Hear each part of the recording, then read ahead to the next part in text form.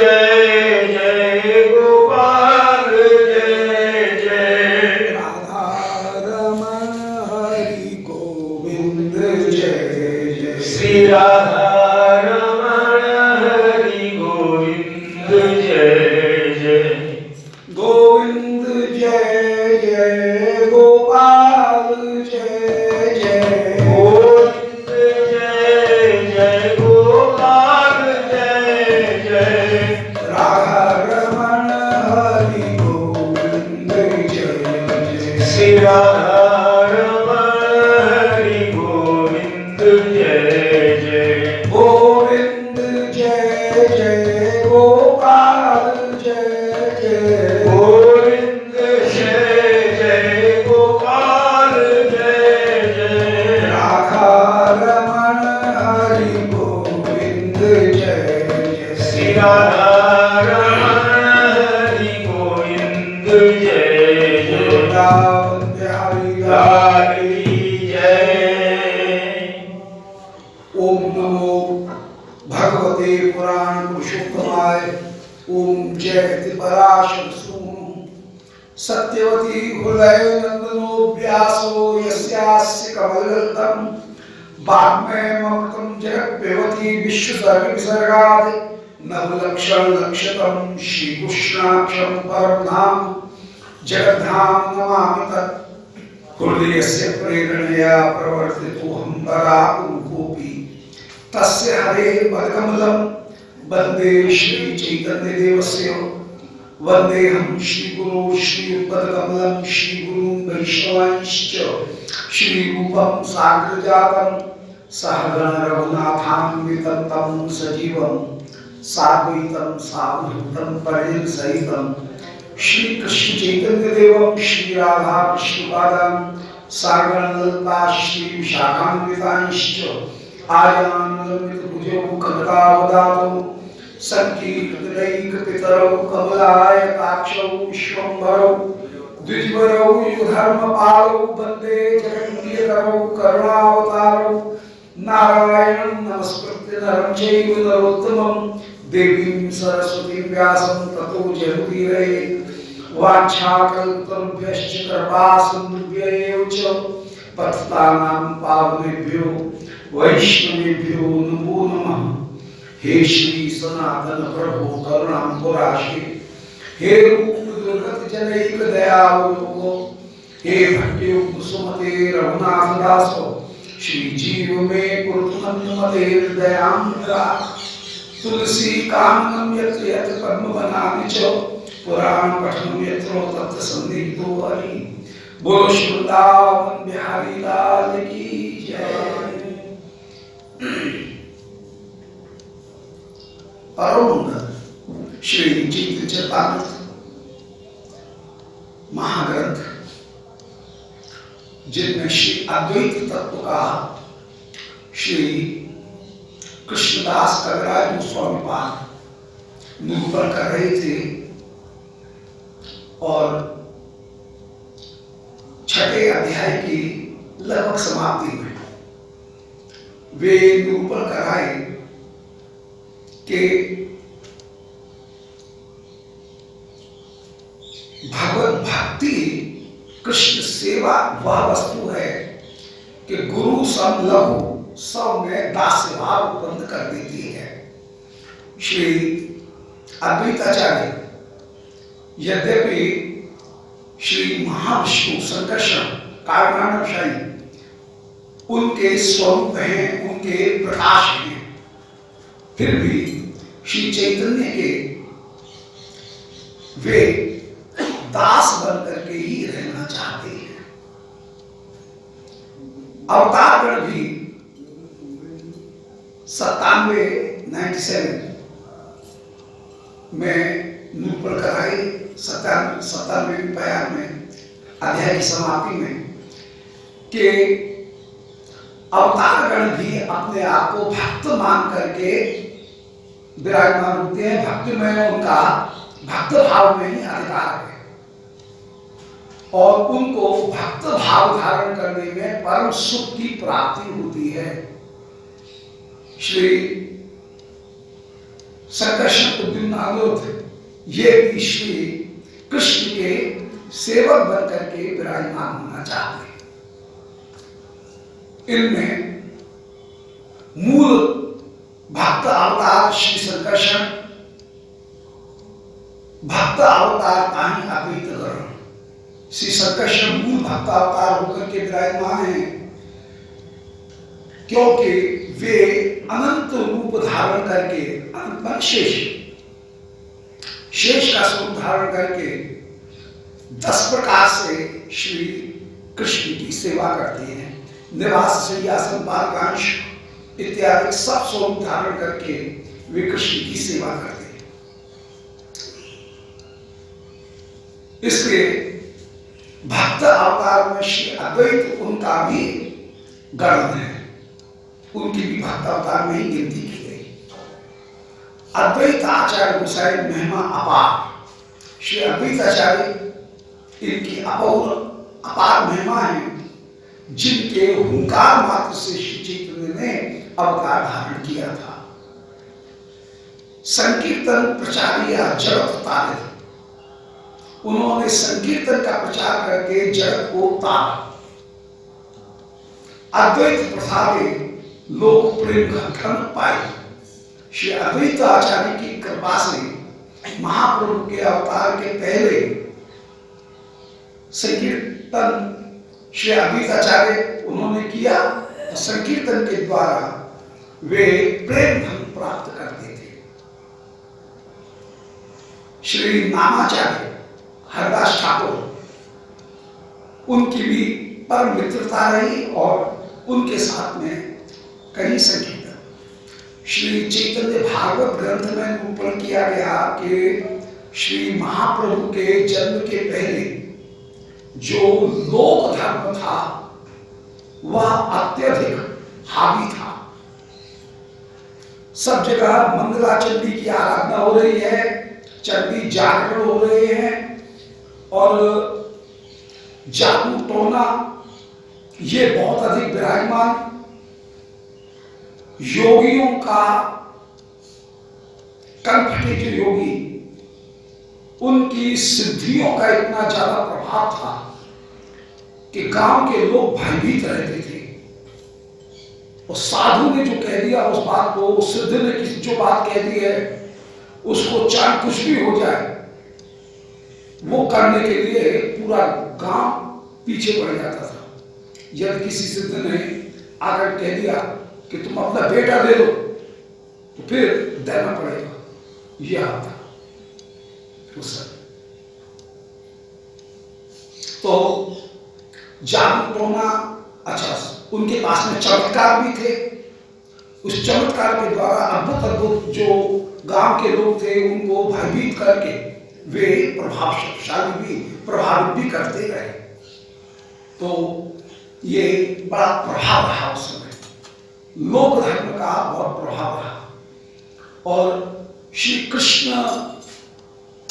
इनको अवतार, इनकी ओर उतनी निष्ठा नहीं थी जितनी की जगह जगह पर कहीं शीतलाभ की पूजा हो रही है, कहीं चंडी की पूजा हो रही है, कहीं पीपल की पूजा हो रही है। ये लोक देवता जैसे पूजे जाते थे ऐसे अन्य जो देवता हैं, स्थान देवताओं की पूजा, उनकी जैसी पूजा होती थी वैसे श्री कृष्ण पूजन ज्यादा प्रचलित नहीं था। जो पढ़े लिखे लोग थे वे अद्वैत वेदांत, बास, निर्मोक्ष उसके थे। गिने चुने जो लोग थे वे अद्वैत वेदांत, और उस अद्वैत वेदांत में जो पढ़े लिखे लोग थे वे भी अद्वैत वेदांत छाटने में ही बस अपनी पंडिताई दिखाते रहते। शास्त्रार्थ में पंडिताई, इसमें सब प्रवृत्त थे। तो ऐसी दयनीय दशा देख करके श्री अद्वैताचार्य ने, मैं कृष्ण का आविर्भाव करके भक्ति की स्थापना करूंगा, इन कलयुग के दोषों को दूर करूंगा, ये विचार करके श्री कृष्ण अवतार करवाया। और अपने लोगों को संग में लेकर के श्री अद्वैताचार्य श्री शांतिपुर में और नवद्वीप में अपने कीर्तन करते रहे और कीर्तन का प्रचार भी किया। तो संकीर्तन प्रचार या जगत तारे, संकीर्तन का प्रचार करके श्री अद्वैताचार्य ने जगत को तारा। पर विद्वान भी रहे, शास्त्रार्थ भी अनेक अनेक समय किए, भक्ति की महिमा भी स्थापना की, परंतु जब तक महाप्रभु नहीं आएंगे तब तक भक्ति की पूरी तरह से स्थापना नहीं होगी। ये नहीं बात। अद्वैत प्रसादे लोग प्रेम धन पाए। श्री अद्वैताचार्य की ही कृपा थी कि लोगों ने प्रेम धन को प्राप्त किया, मान श्रीमद महाप्रभु को प्राप्त किया और महाप्रभु के द्वारा अनर्पित चरी जो भक्ति है उस अनर्पित चरी भक्ति को सब लोगों ने प्राप्त किया। अद्वैत महिमा अनंत है, कौन इसका पार प्राप्त कर सकता है? के पारे कोई थे, कोई उसका पार नहीं पा सकता है। से ही लिखिए ईश्वर महाजन होते। महाजनों से जो कुछ भी अद्वैताचार्य की महिमा को मैंने सुना उसको लिख रहा हूं। आचार्य के चरणों में मेरे कोट कोट प्रणाम हैं। इतने किछु अपराध ना लेवे हमार। इसलिए मैं प्रणाम कर रहा हूं और श्री अद्वैताचार्य के तत्व का पूरी तरह से उनकी महिमा का गायन नहीं कर सका। इसमें मेरे जो अपराध बने हों वे मेरे अपराध को क्षमा कर देंगे। तोमार महिमा को समुद्र अगाध यहाँ एकता के ही एक बड़ा अपराध। तुम्हारी महिमा अपूर्व है, करोड़ों समुद्रों से भी अगाध है। यदि मैं कहूं कि आपकी महिमा इतनी ही है तो ये कहना बड़ा अपराध होगा, अर्थात उसको इतनी मात्र नहीं कही जा सकती है। अंत में बस एक ही शब्द है, जय जय। आपकी महिमा सर्वरूप में विराजमान है, हम आपकी महिमा का गायन करने में समर्थ नहीं है। जय जय जय अनेक अनेक बार ये त्रिवाचा 3 बार जय जय जय करके कि ये बात सत्य है, इसकी सत्यता का स्थापन किया। जय जय जय श्री अद्वैत आचार्य, जय जय श्री चैतन्य नित्यानंद आर्य। श्री चैतन्य श्री नित्यानंद उनकी जय हो। वे वास्तव में आर्य माने सर्वश्रेष्ठ होकर के विराजमान हैं, उनकी जय हो जय हो। इस प्रकार 2 श्लोकों में श्री अद्वैत तत्व का निरूपण किया। अब पंच तत्व का विचार हमने किया है, उसका आगे पंच तत्व के विषय में कुछ आगे विचार करेंगे, उनको सुनो। श्री रूप रघुनाथ इनके चरणारविंद में हमको निवास की प्राप्ति हो और श्री रूप रघुनाथ के आश्रय को ग्रहण करके हम भगवत भजन कर सके, क्योंकि इससे बढ़कर के और कोई श्रेष्ठ भजन नहीं हो सकता है। श्री रूप गोस्वामी ने जो मार्ग बताया, रघुनाथ गोस्वामी जी ने जैसा आचरण करके दिखाया, उससे बढ़कर के, उस मानसी सेवा से बढ़कर के माधुर्य का प्रकाशन करने वाली कोई दूसरी वस्तु नहीं हो सकती। हम राधा कृष्ण का भजन करें, क्यों करें? इसका एक मूल तत्व है कि श्री राधा कृष्ण की जो लीलाएं हैं वो लीलाएं स्वस्वरूप में लीला है। जहां स्वस्वरूप की लीला है वो जैसा भाव उत्पन्न करती हैं वैसा तर्क के आधार पर की गई लीलाएं लोग उत्पन्न नहीं करती हैं। स्वस्वरूप की लीला में लोग सर्वदा स्वरूपानुबंधी होता है, वह गुणानुबंधी नहीं होता है। जो श्रद्धा है वो गुणानुबंधी होती है, परंतु लोभ सर्वदा स्वरूप अनुबंधी होता है। माता बालक है, अब नए बालक का जन्म हुआ है, नवजात बालक है, अब उसमें क्या गुण है? न उसमें कोई रूप है, न उसमें कोई विद्या है न उसमें बल है, अभी तो कुछ भी नहीं है। परंतु पूरे परिवार की उस छोटे से नवजात बालक में, जो इस समय तो देखने में केवल एक मांस का लोथड़ा मात्र दिख रहा है, परंतु उसमें कितनी ममता, क्योंकि स्वरूप से प्रीति है, उसके गुणों से प्रीति नहीं है।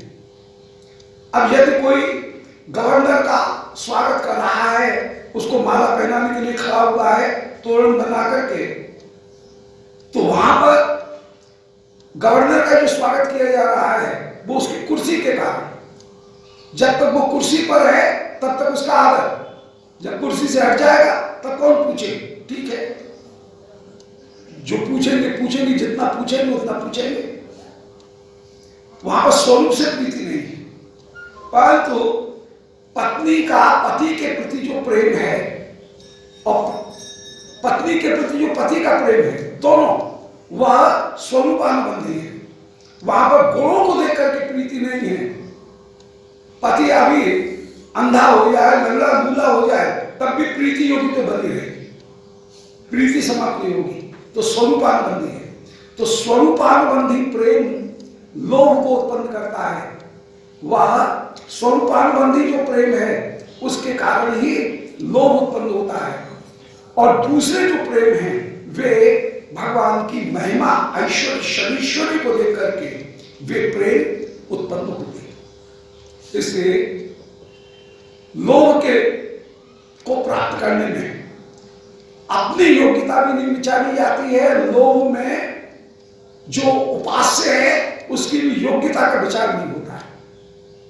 उसके स्वरूप से, निज स्वरूप का एक दूसरे स्वरूप के साथ में प्रीति होती है। ये स्वरूपानुबंधी लोभ का स्वरूप है।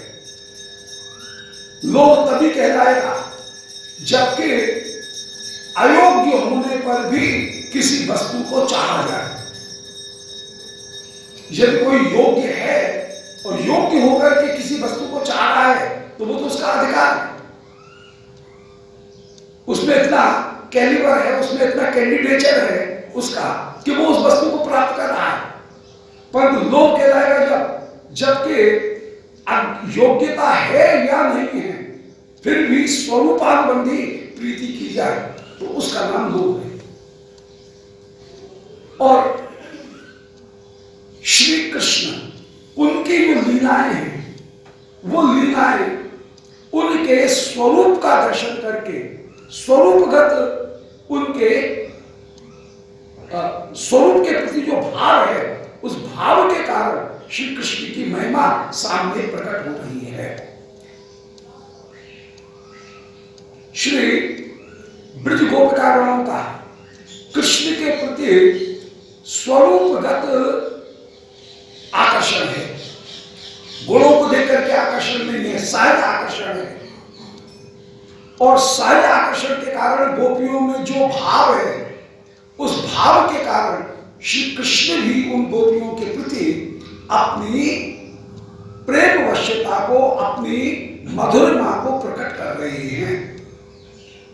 अब जब ये देखा कि भाव के कारण श्री कृष्ण अपनी मधुरमा को प्रकट करते हैं, भाव है तो कृष्ण की मधुरमा प्रकट होती है, ये देख करके साधक के हृदय में भी एक लोभ उत्पन्न होता है। भाव है तो कृष्ण ने अपनी मधुरमा प्रकट की। माने यशोदा में कृष्ण के प्रति ये मेरा है, यह भाव उत्पन्न हुआ। इस भाव के कारण श्री कृष्ण यशोदा के बंधन में विभू होने पर भी बच गए। ये देख करके भाव है तो कृष्ण मधुरमा है, ये देख करके साधक के हृदय में एक लोभ उत्पन्न होता है कि कृष्ण जैसे यशोदा के प्रेम में बंध गए, ऐसा भाव यदि हमारे पास में होगा तो श्री कृष्ण हमारे भी सामने अपने माधुर्य को प्रकट करते। ये लोभ उत्पन्न, अपनी अयोग्यता होने पर भी वो लोभ जो है वो उत्पन्न होगा। और जहां अयोग्यता होने पर लोभ उत्पन्न होता है, उस लोभ के कारण श्री कृष्ण सहज ही वशीभूत होकर के विराजमान हो जाते, साधक के भी वशीभूत हो जाएंगे। इसलिए स्वरूप का प्रकाशन श्री कृष्ण वहां करेंगे, अपने वास्तविक स्वरूप का प्रकाशन, जहां पर भाव है, और उस भाव को देख करके हम अपने हृदय में लोभ धारण करें। इसलिए श्री राधा कृष्ण की विशेषता एक ये है कि राधा कृष्ण की लीला गुणों के कारण नहीं है, वह स्वरूपगत लीला है। और स्वरूपगत जहां लीला है वहां पर जैसा माधुर्य का प्रकाशन होगा वैसा प्रकाशन कहीं दूसरी जगह नहीं हो सकता है। इसलिए अन्य अवतारों की अपेक्षा श्री राधा कृष्ण का समाराधन करना वह अधिक मधुर होकर के विराजमान है, क्योंकि अन्य अवतारों में श्री कृष्ण से जो प्रीति की गई, कृष्ण के प्रति जो आकर्षण है, वह आकर्षण उनके गुणों के कारण हुआ। वे सर्वव्यापी हैं, भक्त बत्सल हैं, इतने शक्तिशाली हैं कि वे किसी भी आपत्ति को, हिरण्यकश्यप को भी मार देंगे। तो उनमें पराक्रम है, पृथ्वी का भार उतारने के लिए, वेद की रक्षा करने के लिए उनका अवतार हुआ। तो जहां पर कोई कारण है, यदि वो कारण नहीं है तो फिर प्रीति गायब हो जाएगी। परंतु जहां स्वरूप से प्रीति है वहां पर प्रीति कभी भी गायब नहीं होगी। गुणों का प्रकाशन हो या न हो, फिर भी प्रीति रहेगी। और श्री राधा कृष्ण प्रेम में यही एक विशेषता है कि वहां स्वरूप से प्रीति की गई है, गुणों के कारण प्रीति नहीं की गई है। तो निष्कर्ष की बात ये कि लोभ को उत्पन्न करने में स्वरूप कारण है। स्वरूप का प्रकाशन जहां जितना ज्यादा होगा वहां मधुरिमा उतनी ही ज्यादा प्रकट होगी, और मधुरिमा लोभ को उत्पन्न करती है। तो लोभ के उत्पन्न करने में मधुरिमा कारण है, और मधुरिमा जहां स्वरूप पर केंद्रित हो वो मधुरिमा स्थायी होगी।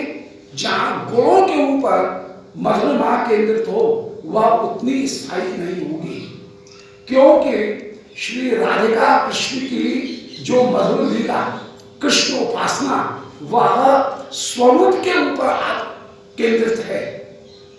इसलिए अन्य उपासनाओं की अपेक्षा, अन्य देवताओं की, अन्य अवतारों की उपासना की अपेक्षा कृष्ण अवतार की समाराधना, कृष्ण की आराधना करना, यह अधिक उपयोगी होकर के विराजमान।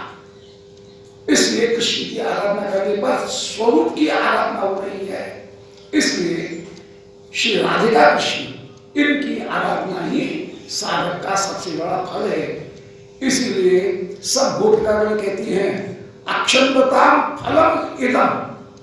ये इदम शब्द इतना महत्वपूर्ण है वेणुगीत में कि हम कृष्ण की आराधना कर रही हैं। इदम माने श्रीमद् वृंदावन में जो कृष्ण हैं वे भी श्री राधिका के साथ में निकुंज मंदिर में जब विराजमान हैं, गोप अभिमानी होकर के जब वे विराजमान हैं, क्योंकि इन सब वस्तुओं में स्वरूप प्रकट हो रहा है। तो स्वरूप से जहां प्रीति जितनी ज्यादा है, ये इदम शब्द को प्रकट कर रहा है। इदम का मतलब है उनके गुणों से प्रीति नहीं कर रहे हैं, हम उनके स्वरूप से प्रीति कर रहे हैं। और उनका स्वरूप कैसा, बोले श्रीमद् वृंदावन में नव किशोर होकर के, श्री प्रिया के साथ में विराजमान होकर के, मधुर प्रेम के वशीभूत होकर के, किशोर जो स्वरूप है उस किशोर स्वरूप में जैसा उनका स्वरूप प्रकट हो रहा है, जो स्वरूप बाहरी गुणों के ऊपर आधारित नहीं है, जो भाव के ऊपर आधारित है, ऐसा स्वरूप जो भाव के ऊपर आधारित है, ऐसे स्वरूप की का प्रकाशन श्री कृष्ण स्वरूप में ही ज्यादा है। इसलिए श्री नृसिंह स्वरूप की अपेक्षा, वराह मत्स्य उपासना की अपेक्षा इदम माने हम कृष्ण के स्वरूप की आराधना करेंगे, क्योंकि उसमें माधुर्य के प्रकाशन में कोई दूसरी वस्तु कारण नहीं है। स्वरूप के माधुर्य के प्रकाशन में कोई दूसरी वस्तु कारण नहीं है, स्वरूप कारण है। और स्वरूप सर्वदा भाव मूलक होता है। जैसे नवजात बालक के प्रति जो प्रीति है वो भाव मूलक है पूरे परिवार की। उस नए बालक के प्रति, जबकि उसमें कोई भी गुण नहीं है, उसमें जो प्रीति है वो भाव मूलक है। सबके भाव उसके साथ में जुड़े हुए हैं, और जब भाव है तो माधुर्य उसका प्रकट हो रहा है। उस बालक में भी अपूर्व सौंदर्य, अपूर्व माधुर्य, अपूर्व गुण उनका आदान कर लिया जाएगा। तो जो प्रीति है वो स्वरूप से है, उनके गुणों से नहीं है।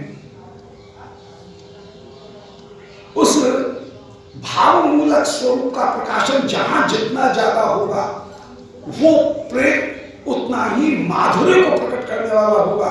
क्योंकि श्री ब्रज में श्री कृष्ण की जितनी भी लीलाएं हैं वो किसी ध्रुव, प्रहलाद, गजेंद्र उनकी रक्षा करने के लिए नहीं है, वो स्वरूप के कारण है। इसलिए श्री कृष्ण के माधुर्य का सर्वोत्तम प्रकाशन श्री कृष्ण स्वरूप में है। इसलिए हम कृष्ण स्वरूप की समाराधना करते हैं। कृष्ण स्वरूप की आराधना ही सर्वोत्तम है कि श्याम एवं परम रूपम पुरी मधुपुरी वरा वह कैशोर गंभीर और आद्य परो रसा। ये स्वरूप का प्रकाशन सबसे ज्यादा भाव के कारण श्री कृष्ण में ही हो रहा है। अब आगे कह रहे हैं श्री महाप्रभु के संन्यास के प्रयोजन, उसको आगे निरूपण करेंगे सप्तम परिच्छेद में कि अगत्य गति नत्वा हीनार्थादिक साधनम श्री चैतन्य लिप्यते स्यो प्रेम भक्ति पदान्यता।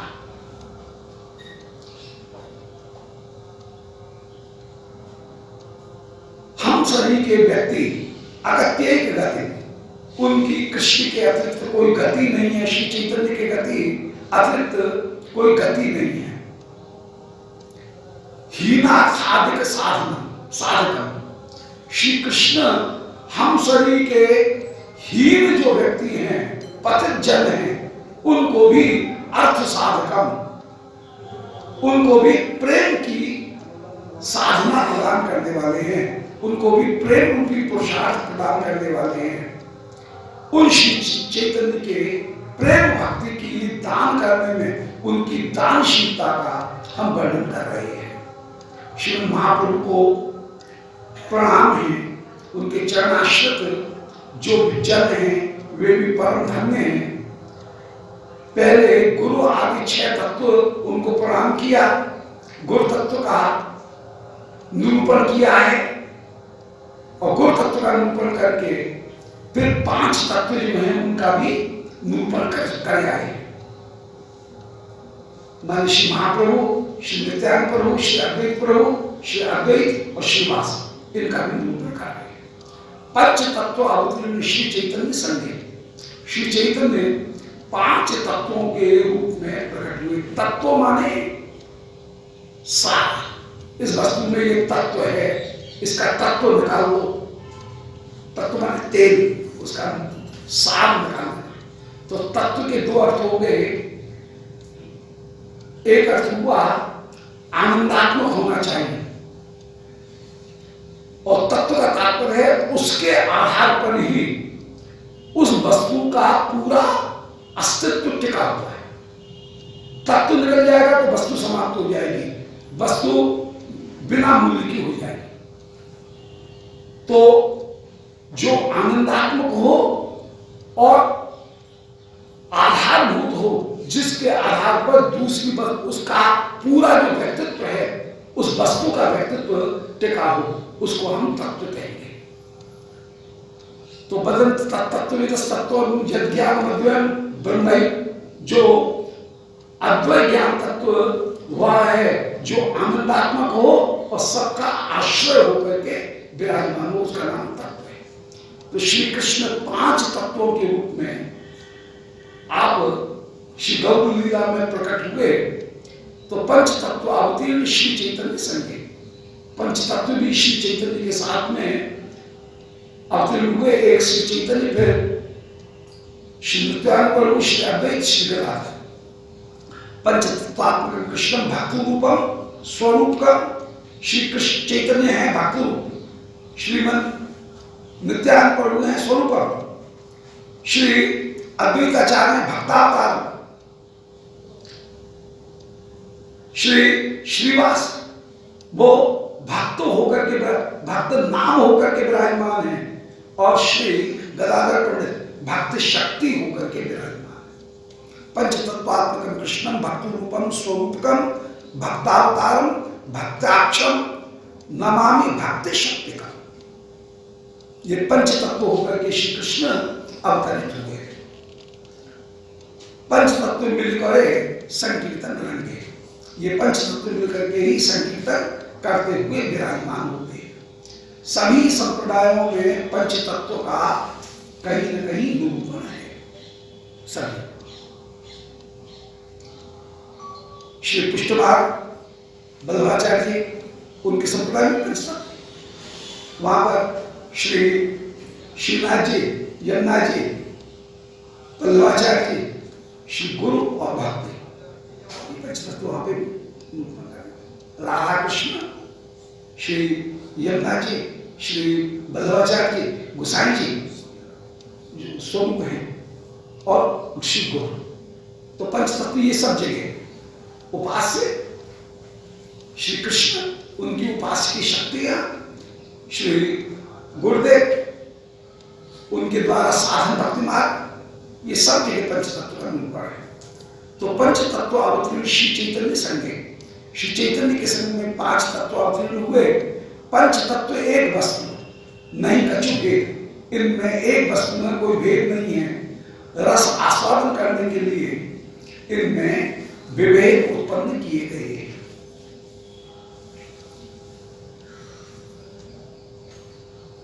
पंचतत्वात्मक कृष्ण स्वयं भगवान कृष्ण एक ईश्वर अद्वितीय नंदात्मज रसिक शेखर, श्री कृष्ण स्वयं भगवान होकर के विराजमान है, एक तत्व ईश्वर है, अद्वितीय वे हैं, नंद बाबा के पुत्र हैं, रसों में शेखर है। रासाद विलास उनका जो है वो स्वस्वरूप में विलास है, किसी दूसरे के कल्याण करने के लिए नहीं है। और ये रासाद विलास हुआ क्यों? क्योंकि परकर का कृष्ण में अपूर्व भाव है। जहां भाव गुणानुबंधी होता है वहां पर